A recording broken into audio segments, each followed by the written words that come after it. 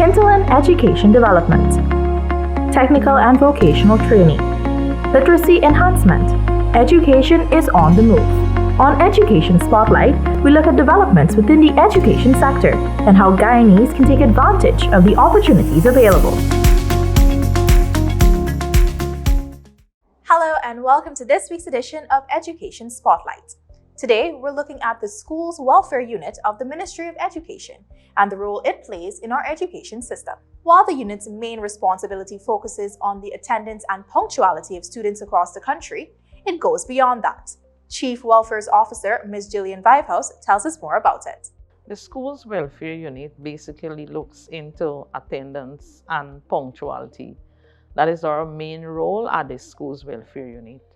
We also work with the schools, children and their families to raise the bar of high achievement. And in doing so, we try to prevent absenteeism, truancy, and disengagement from schools activity. The welfare unit can be regarded as a change agent in the education system. We find that children are coming to school with issues also, not only the issue of absenteeism and truancy, disengagement, but they are coming to school with other personal issues and family issues as well. So we work as a change agent to help those children and their families so they can restore their capacities to function in school and the society as a whole.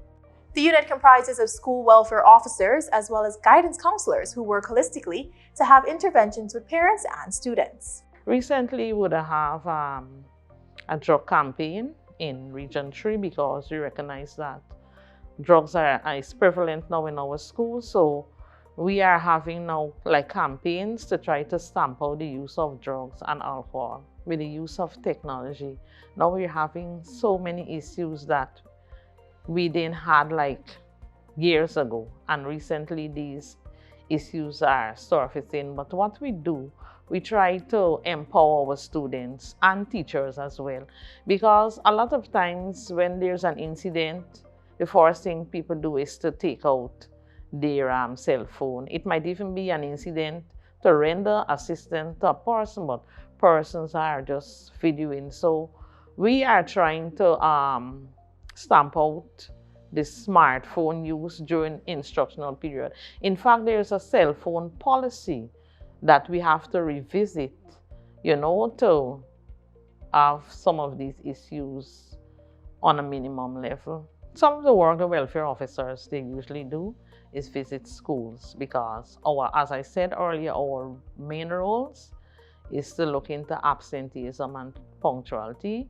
They do school visits to ascertain the level of attendance of students. Based on their findings, they probably visit the homes, they visit hospitals, because if from the visit they learn that children are absent due to hospitalization, they would visit hospitals so to know exactly what is going on. They will engage in parental empowerment, empower parents, and we find that due to those activities, we're having a lot of parental involvement now in our schools. Recently, Region 5 and Region 7 would have had activities with their parents, especially the mothers. They had activities with the mothers to empower mothers. Region 5 had an activity whereby they tried to recognize mothers that are actively involved in their children's welfare at the schools level. Region 7 recently had a parent workshop for mothers, and it's in collaboration with other welfare department, because Region 7 use a welfare officer from Region 5, so they usually collaborate to have activities done.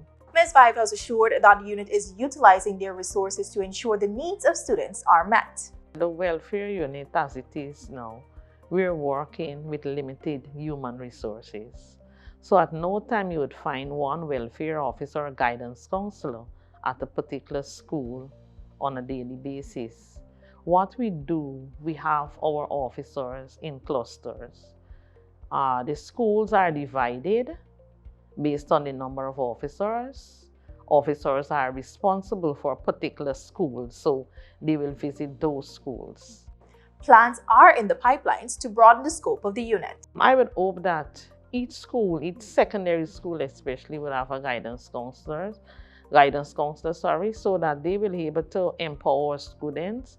And in fact, before we do, they would be more proactive, because a lot of times you find that we are willing to be proactive, but because of the limited human resources, we have to be proactive. So I'm hoping that they will be able to work with our students, guide them where necessary, so that we can maintain order and discipline in our schools, because we don't want to be reactive.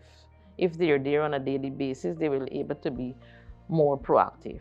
I can assure you, because in our unit, we look strictly into confidentiality. Whatever we do, it's confident. It's supposed to be confident among the student and the guidance counselor. But on our in any intervention with the guidance counselor, the first thing the guidance counselor would do is to assure the child that the person can be trusted. The counselor can be trusted by establishing a relationship. That's the first step, to establish a relationship, to get that child to be comfortable and to gain trust in you. This has been Education Spotlight. Thanks for watching, and remember to join us again next week for another edition. Goodbye.